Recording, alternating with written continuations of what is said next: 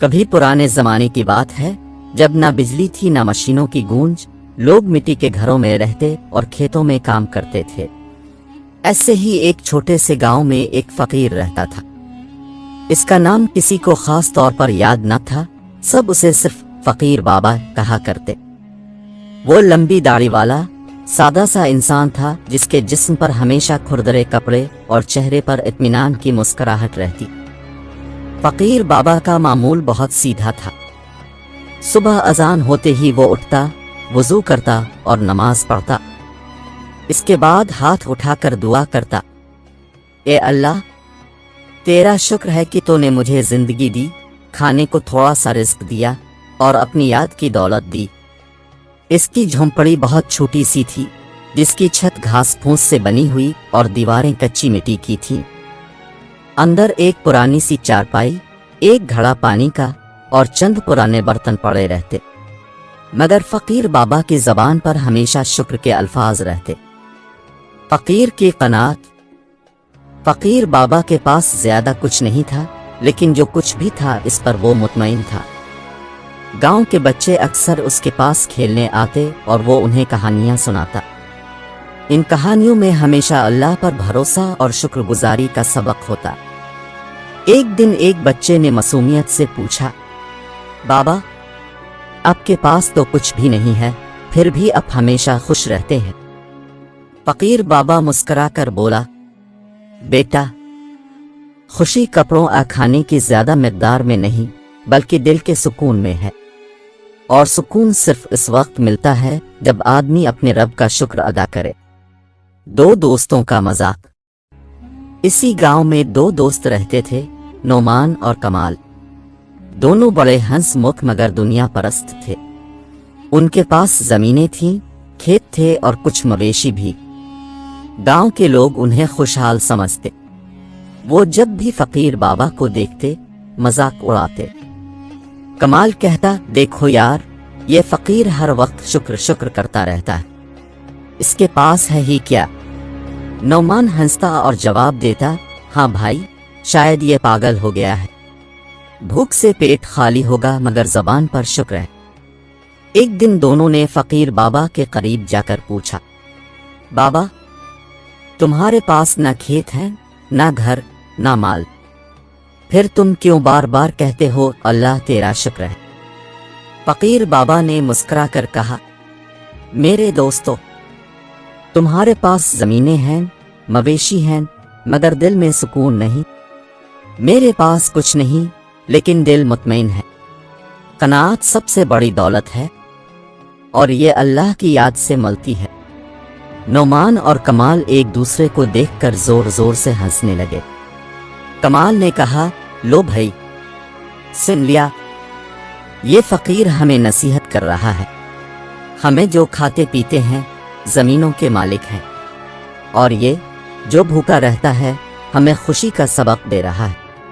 हा हा हा। फकीर बाबा ने उनकी हंसी पर कुछ न कहा, बस मुस्कुराकर आसमान की तरफ देखा और बोला, अल्लाह सबको हिदायत दे। आजमाइश की हुआ। दिन गुजरते गए। गांव में अचानक बारिशें रुक गईं। पहले पहल किसी ने परवाह न की, मगर फिर खेत सूखने लगे, कुनवे खुश्क होने लगे। लोगों को पानी के लिए दूर जाना पड़ता। नौमान और कमाल की जमीनें भी खुश्क होने लगीं। फसलें जलकर खाक हो गईं, मवेशी प्यास से कमजोर हो गए। जो लोग कल तक खुशहाल थे वो अब परेशान होकर दर बदर पानी ढूंढने निकलते। फकीर बाबा अब भी अपनी पुरानी झोंपड़ी में सुकून से रह रहा था। इसके पास कुछ दाने और पुराना आटा था जिसे वो एहतियात से इस्तेमाल करता। जब खाने के लिए कुछ न रहता तो वो सब्र करता और दुआ करता, ए अल्लाह, तेरा शुक्र है, तूने मुझे आजमाया है। दो दोस्तों की परेशानी। नौमान और कमाल दिन रात परेशान रहने लगे। जो दौलत और जमीनों पर वो फख्र करते थे वो सब बेकार हो गया। खाने को ना दाना रहा, ना मवेशियों का दूध। कमाल एक दिन गुस्से से बोला, ये कैसा वक्त आ गया है, हमारी मेहनत बर्बाद हो गई। नौमान ने कहा, पता नहीं अल्लाह ने हमारे साथ ऐसा क्यों किया। لیکن مجھے حیرت ہے وہ فقیر اب بھی مطمئن کیوں ہے؟ اس کے پاس تو ہم سے بھی کم تھا، پھر بھی اس کے چہرے پر غم نہیں۔ دونوں نے فیصلہ کیا کہ اگلے دن فقیر بابا سے جا کر بات کریں گے۔ رات اندھیری تھی، آسمان پر بادل نہیں تھے، زمین پیاسی تھی۔ گاؤں والے اپنی جھونپڑیوں میں سو نہیں پا رہے تھے۔ نعمان اور کمال بھی بے چین تھے۔ آخرکار وہ دونوں اگلی صبح فقیر بابا کی جھونپڑی کی طرف چل پڑے۔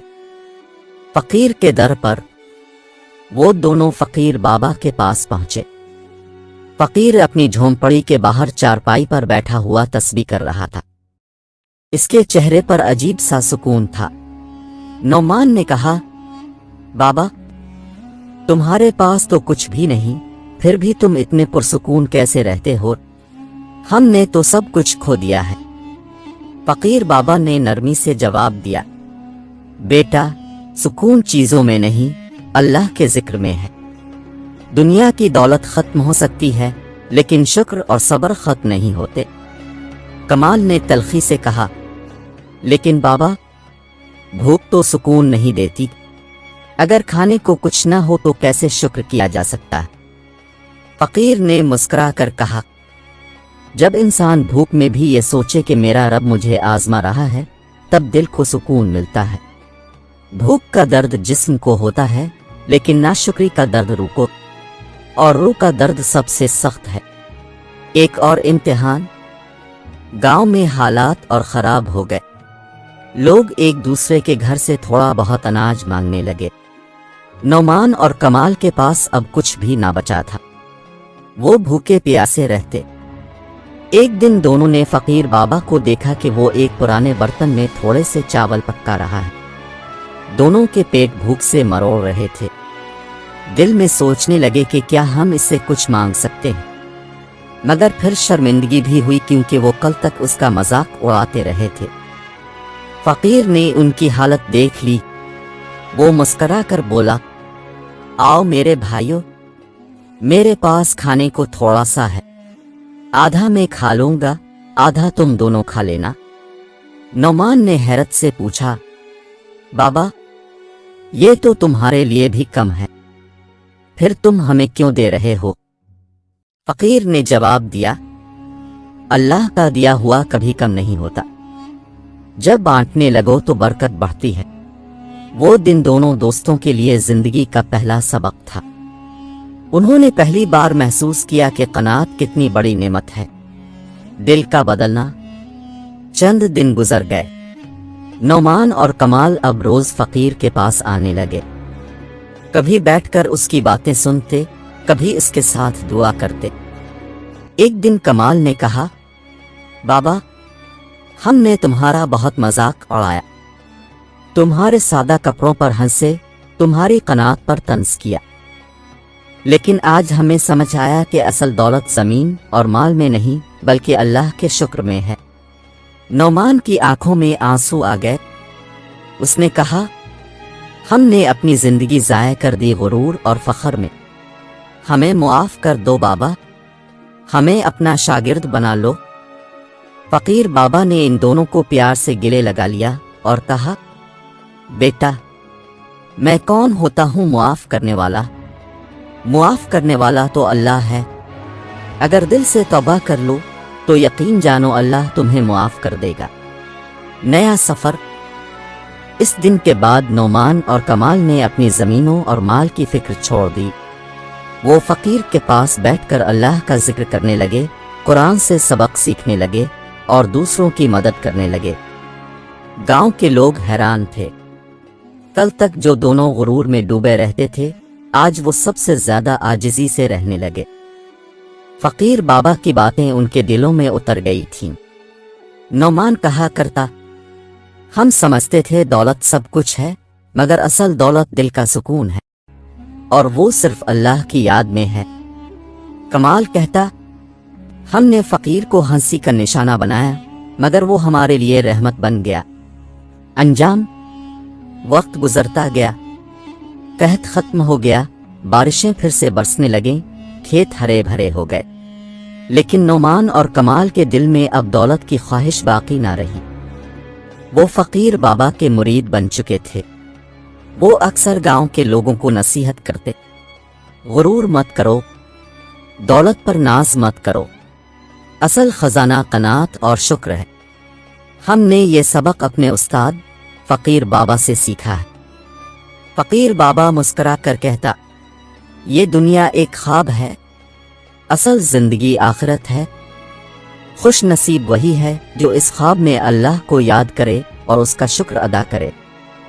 यूं वो दोनों दोस्त जो कभी फकीर का मजाक उड़ाते थे, इसके सबसे करीबी मुरीद बन गए। उनके दिल बदल गए और उनकी जिंदगी कनात और शुक्र के चिराग से जगमगा उठी।